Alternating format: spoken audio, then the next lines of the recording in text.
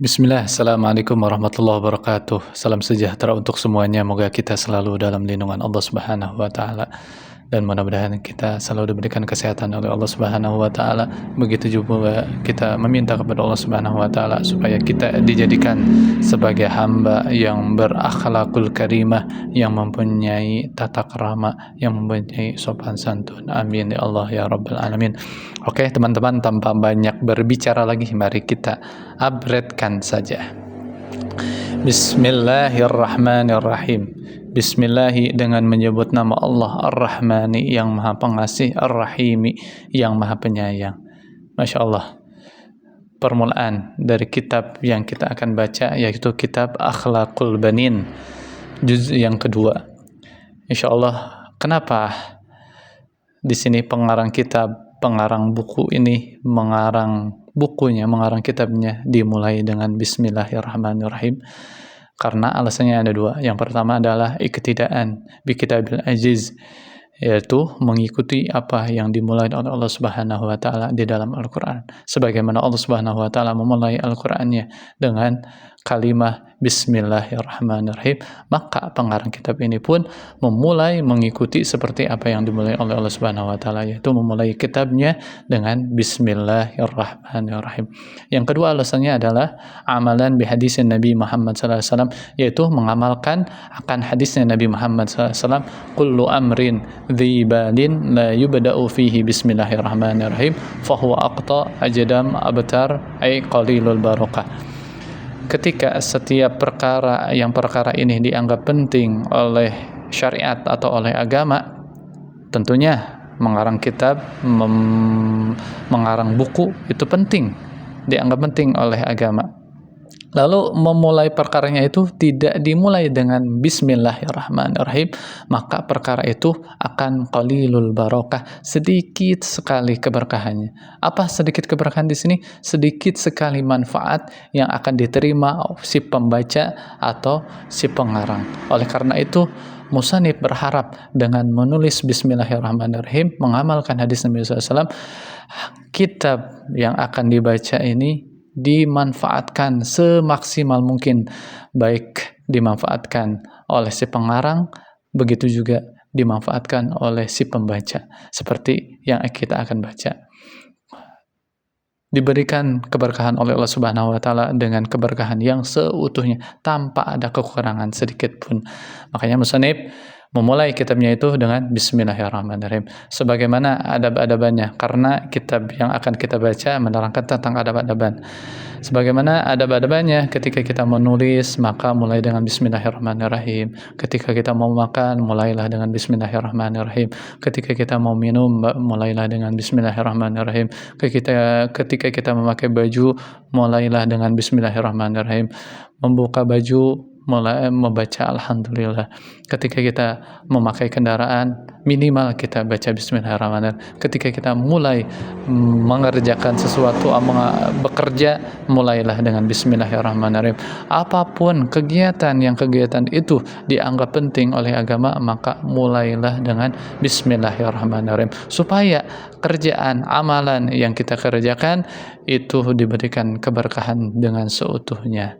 Amin. Mudah-mudahan kita diberikan taufik hidayah oleh Allah Subhanahu wa taala. Setiap kita melakukan kegiatan yang dianggap penting oleh agama, kita diberi taufik hidayah mengucapkan Bismillahirrahmanirrahim, supaya selain kita mendapatkan pahala dari Allah Subhanahu wa taala, yang kita kerjakan diberkahi dengan seutuhnya tanpa ada kekurangan sedikit pun.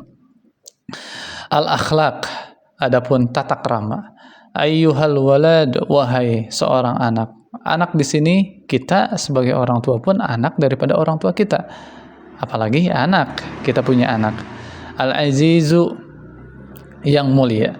Innal akhlaqal hasanata, sesungguhnya akhlak, tata krama yang bagus. Apa itu akhlak yang bagus? Sababu sa'adatika, itu menjadi sebab kebahagiaan bagimu. Di mana mendapatkan kebahagiaannya? Fid dunia, ketika kita masih di alam dunia. Tentunya orang yang mempunyai akhlak hasanah, akhlak yang bagus, akan banyak disukai oleh orang lain. Itu kebahagiaan ketika kita di dunia. Ketika kita disukai oleh orang lain, maka orang lain tidak akan sungkan, tidak akan segan-segan untuk membantu kita ketika kita membutuhkan orang lain. Begitu juga kita mempunyai akhlak yang bagus, akan gampang untuk menolong orang lain. Lalu akan mendapatkan kebahagiaan di mana lagi? Wal akhirati, dan akan mendapatkan kebahagiaan kelak nanti di akhirat. Dengan apa? Dimasukkannya ke dalam surganya Allah Subhanahu wa taala. Masya Allah. Yarda anka rabbuka, dengan akhlak hasanah, dengan akhlak yang baik, dengan akhlak yang mulia, kita akan mendapatkan ridha rabbuka, Tuhan kamu. Ya tentunya kita melakukan tata krama, sopan santun semata-mata ingin mendapatkan ridha Allah Subhanahu wa taala. Begitu juga setiap kita melakukan ibadah kepada Allah Subhanahu wa taala, ibadah yang kecil ataupun ibadah yang besar, maka kita niatkan untuk mendapatkan ridha Allah Subhanahu wa taala. Karena dengan ridha Allah Subhanahu wa taala itu menjadi sebab kita dimasukkan ke dalam surganya Allah Subhanahu wa taala. Wa yuhibbuka, dan akan mencintai kepada kamu dengan akhlak yang bagus, usratuka, keluargamu, wa jami'un nasi, bahkan bukan hanya sekedar keluarga saja yang mencintaimu, jami'un nasi, semua orang pun akan cinta, suka kepadamu. Wa ta'ishu bainahum, dan kamu akan hidup bainahum, di antara semua manusia, keluarga ataupun orang lain, muhtaraman, dihormati. Itu intinya. Masya Allah, tabarakallah ya. Kita banyak melihat orang yang sopan santun, tata krama sopan santunnya bagus, maka dia akan dimuliakan, diagungkan oleh orang lain. Wa aksuhu, dan sebaliknya, al akhlaqus sayyi'ah, akhlak yang jelek, akhlak yang tercela, fahiya, maka itu akhlak yang tercela, aslu syaqawatiha, menjadi asal mula kehancuran kehidupan kamu. Na'udzubillahi min dzalik. Ketika kita memiliki akhlak yang bagus, kita akan mendapatkan kebahagiaan di dunia maupun ntar di akhirat. Tapi sebaliknya, ketika kita memiliki akhlak yang jelek, itu dari asal mula kehancuran kamu. Di mana kehancurannya? Fid dunia, ketika kita masih di dunia, dihina orang, dicela orang, dikucilkan orang, dijauhi orang, Masya Allah, dibully orang. Kenapa? Karena sebab kita tidak mempunyai akhlak yang bagus, tetapi kita sebaliknya memiliki atau mengamalkan akhlak yang jelek. Na'udzubillah min dzalik. Wal akhirati, begitu juga kita akan hancur, celaka di mana? Di akhirat, yaitu dimasukkan ke dalam nerakanya Allah Subhanahu wa taala. Na'udzubillah min dzalik. Kita tinggal memilih. Allah Subhanahu wa taala telah memberikan petunjuk kepada kita. Oh, akhlak yang bagus seperti ini. Oh, akhlak yang jelek seperti ini. Sebagaimana ada satu kisah ketika Nabi Isa alaihi salam ditanya oleh muridnya, "Wahai Nabi Isa, engkau mendapatkan akhlak yang karimah, akhlak yang bagus itu dari siapa? Apakah ada yang mengajarkan engkau?"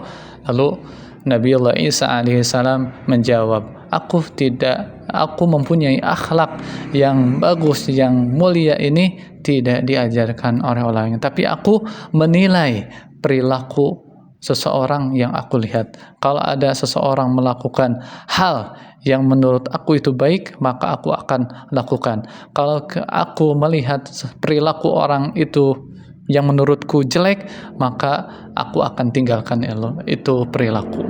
Nah, dari situlah aku belajar. Seperti misalkan orang membunuh, menurutku itu jelek, maka aku akan tinggalkan. Orang saling membantu, menurutku itu bagus, maka aku akan kerjakan. Dari situlah aku mendapatkan akhlakul karimah. Nabi Isa alaihi salam menjawab dengan demikian.